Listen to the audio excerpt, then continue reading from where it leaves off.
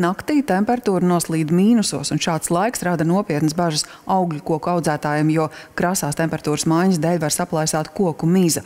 Kā pasargāt kokus, zina stāstīts Skirmanta Baļķūte. Pie stumbra, kas jau uzsils, tas sniegs ātrāk kūst nost, teiksim, tā lieta arī. Pareizi, jā. Tas ir tas temperatūras starpība, to rada.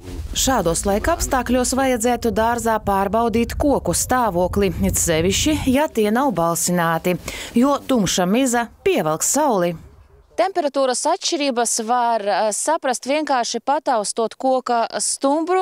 Piemēram, šeit nenokrasotajā daļā, kur spīd saule, tas ir gandrīz silts. Savukārt ēnas daļā tās ir vēs. Un ja mēs paskatāmies šeit, kur ir apstrādāts ar kaļķi saules apgaismotajā daļā, tad tas arī ir vēs. Visvairāk no temperatūras maiņas cieš kauleņkoķi. Pa dienu miza sasilst, bet nakts sals liek tai strauji sarauties. Ķirši, plūmis, aprikosis, persika, droši vien arī bumbieris. Un galvenais, kamēr tie stumbri tādi, labi saulē pakaļauti. Jā. Jo šobrīd tiešām ir tas trakākais laiks. Nav obligāti jau ar kaļķi jāskrien virsū vienmēr. Var vienkārši noēnot to stumbru. Radīt, lai nebūtu tās iespējas sasilt. Kaut vai vienkāršām lietām, kaut ko pieliekot priekšā. Laikus pamanot plaisas, koku vēl var glābt.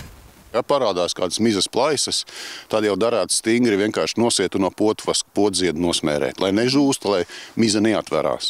Jo tikko kā miza jau ir atvērusies, tā lielākoties vairs tur neko daudz neizglābs. Tur ir pārtrūks šīs te visu barības vielu plūsmas, iekalsts, zars ir stāv var iekalst, un stumbrs ir tas, kas nodrošina to dzīvīgumu, to visu pamatu kokam.